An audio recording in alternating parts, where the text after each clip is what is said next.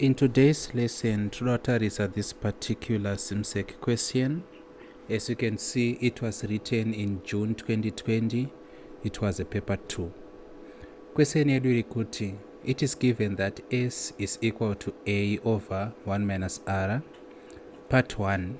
Find the value of S when A is equal to 81 and R is equal to 1 over 3. Saka zvatinoita panapa hama dzinodikanwa. Taudzwa kuti S iri equal to A over 1 minus R.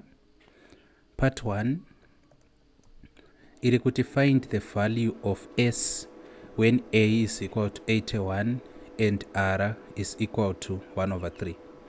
Saka panapa ndatanga ndaadressa a technical error iri muquestion ishi kuitira kuti next time mungova this technical knowledge. Mukatarisa pa equation yatapiwa S aripo is small letter. Pakanzi S is equal to A over 1 minus R. S wacho is a small letter. But mukatarisa in our question, find the value of S. S arimo is a capital letter. That's a mistake. Because in mathematics, takatarisa ma variables and algebra. S mudiki, small letter S, na S muombe, capital letter S, zvakasiyana.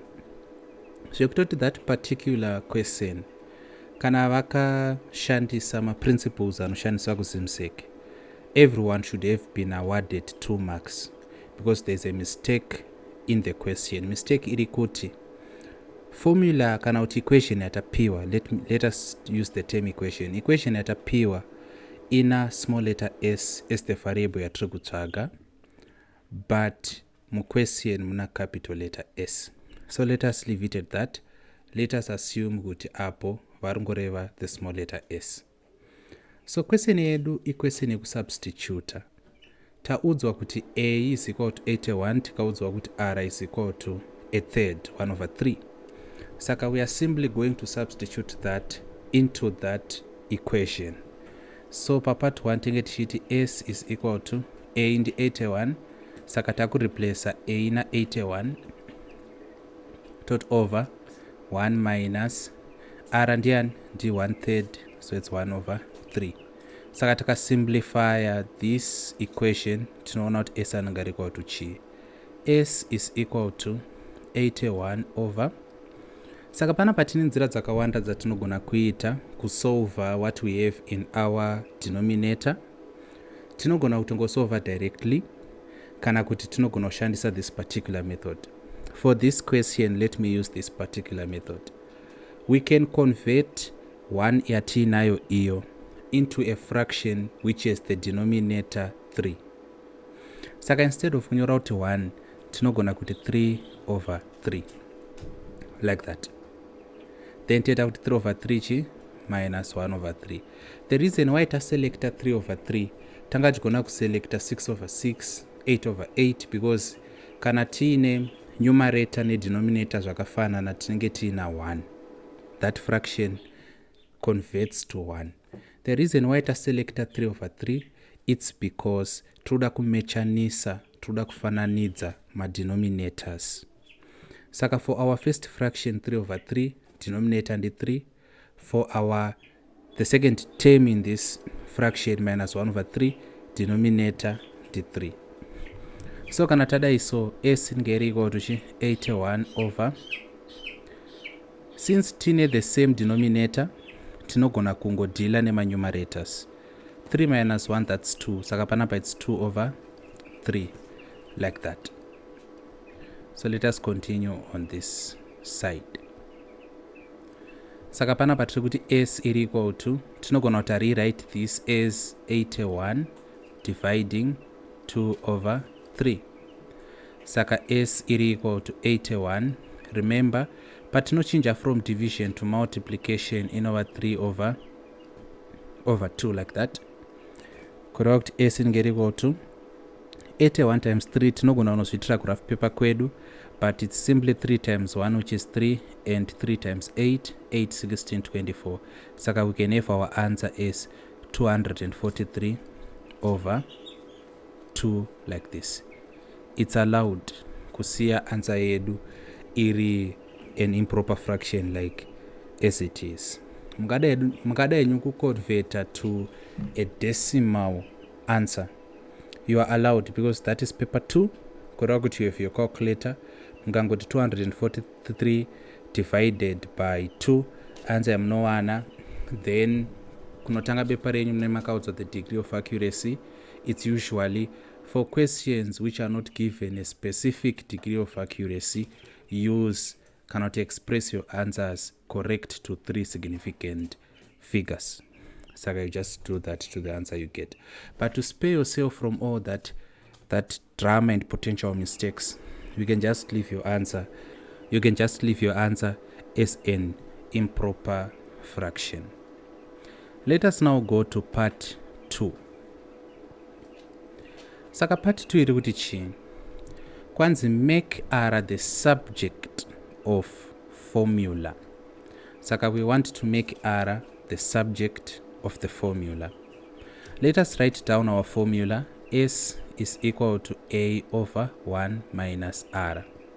Saka making a subject of the formula, zvoreva kuti we want to rearrange that formula in such a way yekuti ku left hand side kunenge kuina R, then everything and anything else zvinenge zvava arranged ku right hand side.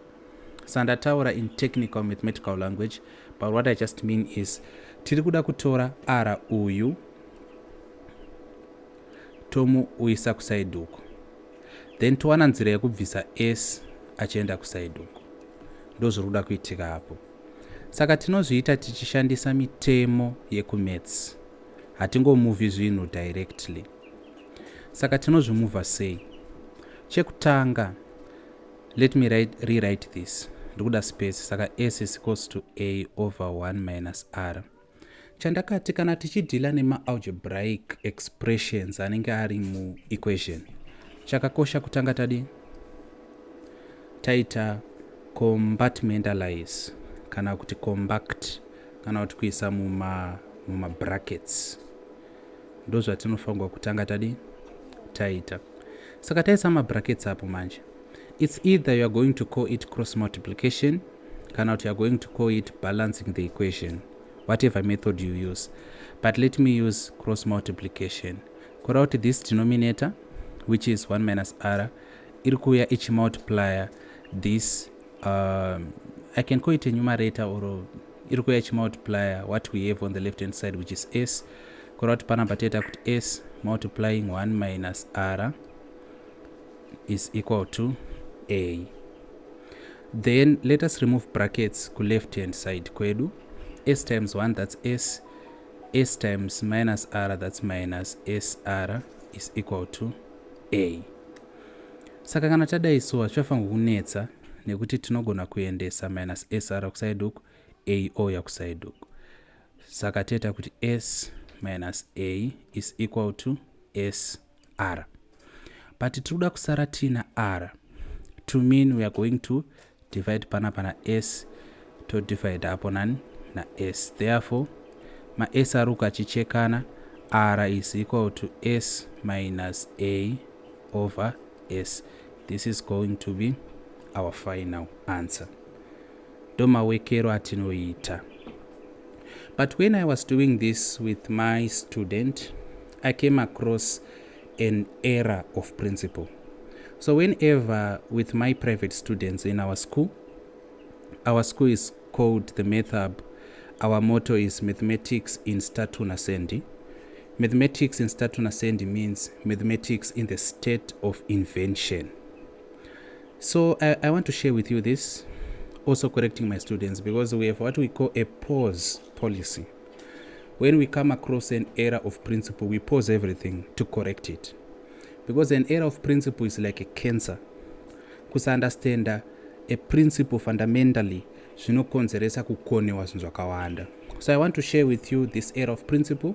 I want to correct my students and in hindsight correct everyone else. So this is the particular error of principle which my student committed. The error of principle goes, ngatiteverei zvaitwa nestudent yangu panapa. so I want to use black to follow through. Apa ndina nchimaka apa. Sapa ndati wrong maths apa ndo paitika the error of principle. Saka kuti check video, this video is actually made for my student, and then ndawandati chi pause policy initiated. So s is equals to a over g 1 minus r. This is actually correct because zvaitika apa ndezvekuti handitina s is equal to a over 1 minus r. My student knew kuti tofanga kuisa this expression in brackets, then he multiplied ku right inside na 1 minus r, knowing kuti tinofanga kubalance this equation ndokuita the same kunoko. Saka method yashandiswa panapa ndo inonzi chi balancing the equation.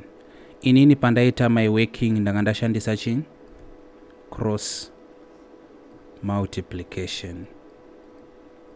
Andika? Saka you can choose which method to use.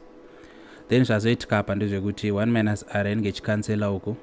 Kuno uku my student knew to remove brackets and removed them. S minus sr is equal to a. Error of principle yata student yangu the ish. Instead of he decided, and panapa, what did he do? It's s minus sr.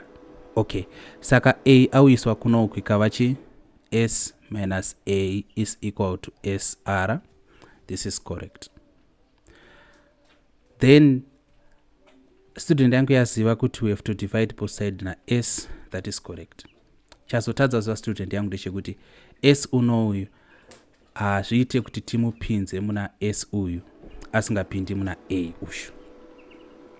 Saka there is a principle in mathematics. Let me demonstrate it, and I hope I won't confuse my student. Saka chatoda kuti panapa ndechekuti let us say for example zvanzi 4 minus 2 over 2 like this. Method yekutanga ndeyekungoti 4 minus 2 ndi 2, saka 2 over 2 chizowana 1. But imwe method yatinogona kuita panapa ndeyekuti tichati 2 into 2 ndi 1, 2 into 4 ndi 2, 2 into 2 ndi 1, 2 minus 1 yozoti pachi 1. Saka zvaitika pa ndezvekuti kana pakati panapa paina minus kana kuti plus, tinogona kutora the common denominator toisa in every term inenge iri munumerator.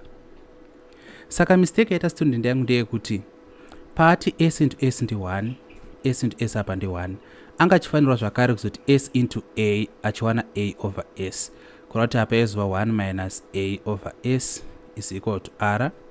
Yakafanana nekuti s anditi minus a over s is equal to r, which is what we got here. Saka the common denominator, kana paina minus pakati pema terms ari munumerator, kana paina plus pakati pema terms ari munumerator, inofanga kupinda mu every term. Zvaitika panapa 2 into 2 ndi 1, into 4 ndi 2, into 1 ndi 1. So kuti tiavoid mistake yakaita se ish, tinofanirwa kuita maitiro andaita panapa. Kana s achipinda muna s it's okay, but kana asingazopindi muna a inongosiwa yakadai so. So this is the wrong maths error of principle yaita my student. Yanga iri padhuze, but my student did not understand something principally. So I hope they understood. If you also did not understand what we did, please don't hesitate to ask us. How do you do that? It's either mchashansa ma comments kana kuti moti sira WhatsApp pa this particular number. Kana muri mu Zimbabwe, it's just 071-521-3310. If you want to join our school, the mathematics in Statuna Sendi, you also WhatsApp us on that particular number.